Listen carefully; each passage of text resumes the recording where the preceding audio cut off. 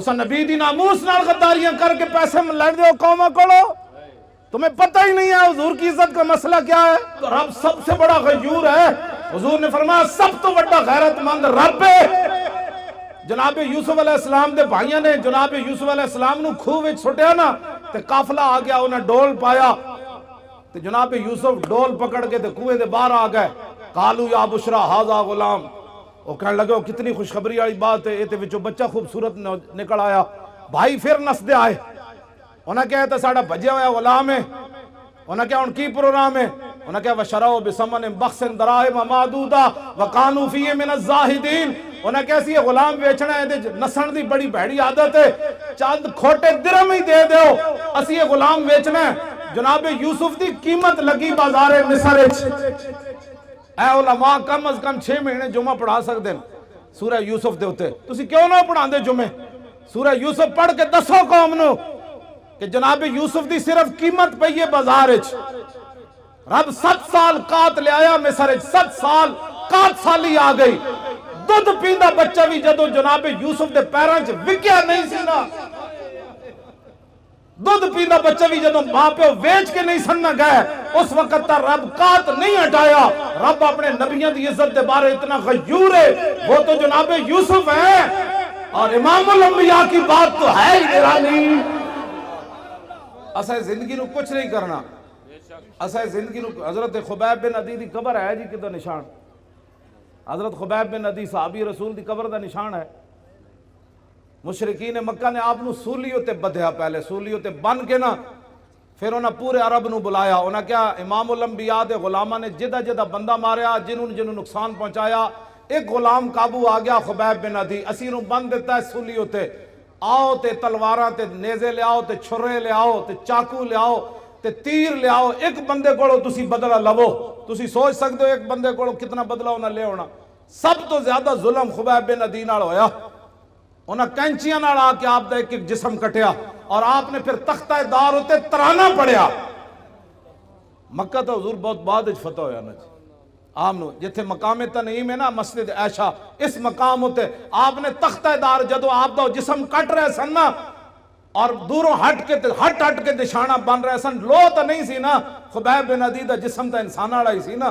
دوروں ہٹ کے انہاں دے نشانہ باز، دوروں ہٹ کے آپ تے تلواراں نال آپ تے چھوڑے لا رہے سن. ایک ایک جسم نے ایک چھوڑے جو لکڑی دے چھوڑے لاندے انج لا رہے سن تے آپ انج تختہ دار ہوتے بدھے ہوئے سن.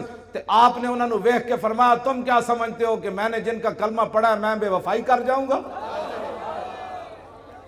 آپ نے تختہ دار ہوتے پھر ترانہ پڑھیا اور ترانہ تا محفوظ رہ گیا کہ حضرت سعید بن عامر الجمحی بعد جدو مسلمان ہوئے تے حمص دے گورنر بنے تے فاروق اعظم کو شکایت آئیاں بھئی گورنر نو مرگی دی بیماری ہے. 4 شکایتان اے علماء بیان کرو. اور کیوں نہ بیان کر دے تسی سیاست؟ انہاں کہا رسول اللہ 10 سال خود سیاست کی تھی، ممبر تے بھی حضور ہی بیٹھے، تخت تے بھی حضور ہی بیٹھے، عدالتہ بھی رسول اللہ دیا سن، بازارہ بھی حضور دا دین سی. کیوں نہیں تسی بیان کر دے؟ تو انہوں کمیٹیاں کہہ دیاں مولوی صاحب تسی سیاست دان ہو گئے ہو. انہاں کہا جس نبی دا میں کلمہ پڑھیا اور نبی نے سیاست کی تھی. اے حضور تاں گل محفوظ رہ گئی کہ سعید بن عامر جڑے اس موقع تے موجود سن نہ جو کلمہ نہیں سی انہاں پڑھیا، بعد جو انہاں کلمہ پڑھ لیا. انہاں پھر صحابہ نو دسیا سی کہ انہاں نہ تے آپ نو جدو حضرت عمر کو 4 شکایتاں آئیاں نا بھئی انہوں مرگی دی بیماری، حضرت عمر نے حمص سے تو طلب کیتا. میں جدو حمص دی حدود داخل ہویا نا جی ملک شام جدو میں گئے سی تو میری اکھاں رون لگ پئیاں سن کہ اے او شہر ہے جدے وچ گورنر حضرت سعید بن عامر الجمحی.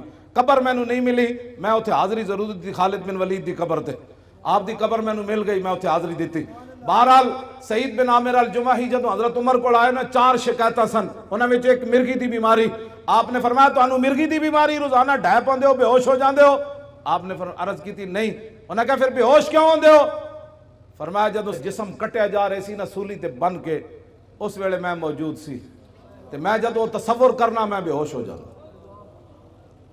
اتنا بڑا ظلم ہویا سی حضرت خبیب بن عدی نال. خبیب بن عدی نے تختہ دار ہوتے ترانہ پڑھیا، سنا دے ماں. لقد جمع الاحزاب حولی والبوا قبائلهم واستجمعوا كل مجمعی وكلهم مبدل عداوت جاہد علی لانی فی وساق بمضیعی وقد جمعوا ابناهم ونساهم وقربت من جزع طويل ممنعي وقد خيروني الكفر والموت دونا وحملت عيناي من غير مجزعي فلست بمبد للعدو تخشعا ولا جزعا إني إلى الله مرجعي وما بي حذار الموت انی لمیت ولیکن حذاری جحم نار ملفعی. جب آپ کا جسم کٹ رہے سن تو اس شعر دا معنی میں فرمایا میں موت سے نہیں ڈرتا، موت تو ایک دن آنی ہے. وما بی حذار الموت انی لمیت، فرمایا موت میرا کچھ نہیں بگاڑ سکتی، آج نہیں تو کل تو اس نے آنا ہی تھا. ولیکن حذاری جحم نار ملفعی، میں تے اس جہنم دی اگ دے شولے کو ڈرنا جڑا پورا لپیٹ چ لے لوی گی. ہاں فرمایا موت سے میں نہیں ڈرتا، میں تو اس آگ سے ڈرتا ہوں کہ حضور سے بے وفائی ہو گئی تو پھر کیا ہوگا. فضل العرش صبرنی علی ما یراد بی فقد بدوا لحمی وقد یاس مطمعی. فرمایا انہوں نے تو میرا جسم بھی کاٹ دیا اور میرے زندہ رہنے کی امید بھی مک گئی. ظاہر جسم جب کاٹا جا رہا تھا تو پھر آخر میں چہرے کو انہوں نے تلواریں ماری نا، پھر آخر میں ناک کان انہوں نے کاٹے، آنکھوں کے اندر پھر برچھے تو آخر میں ڈالے نا. انہوں نے کہا کہ انہوں نے تو میرا جسم کاٹ دیا، اب زندہ رہنے کی امید بھی ختم ہو گئی. آگے الاللہ اشکو غربتی ثم قربتی وما ارصد الاحزاب لی عند مسرعی. اب میری غریب الوطنی اور میرے اوپر جو ظلم ہو رہا ہے میں اس کی شکایت اپنے رب کی بارگاہ میں کر رہا. کیوں جی؟ آخر تو پھر کی فرمایا جدوں نہ جسم اپنوں ایتھے مارن لگ دے تو پھر زبان کٹنے دے قریب آئے نا، جدوں آپ دی زبان پھر انہیں کٹنے کا بار کٹ کے زبان کٹن لگے، اس ویلے پھر آپ نے فرمایا فَلَسْتُ بَالِي حِينَ اُقْتَلُ مُسْلِمًا عَلَىٰ جَنْبٍ كَانَ لِلَّهِ مَسْرَعِي وَذَلِكَ فِي ذَاتِ الْإِلَٰهِ وَإِن يَشَاء يُبَارِكْ عَلَىٰ أَوْصَالِ شِلْوٍ مُمَزَّعِي. فرمایا میری زبان کاٹنے کے بعد اب یہ خاموش ہو جائے گی. فرمایا سن لو، مجھے تمہاری اب زبان کاٹنے کے قریب آ گئے، مجھے اس بات کی کوئی پرواہ نہیں تم میری زبان کاٹنے لگے ہو، اس لیے کہ میں دنیا سے محمد عربی کا غلام بن کے جا رہا. ہاں جی توجہ جی. فرمایا یہ سب کچھ میں اللہ رسول کے لیے برداشت کر رہا ہوں. وَذَلِكَ فِي ذَاتِ الْإِلَٰهِ وَإِن يَشَاء يُبَارِكْ عَلَىٰ أَوْصَالِ شِلْوٍ مُمَزَّعِي. فرمایا میرا جسم کاٹ کر تم تاڑیاں مار رہے ہو کہ ہم نے حضور کے غلام سے بدلہ لے لیا.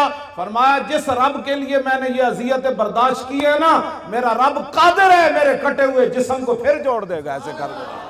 بس یہ اسلام ہے.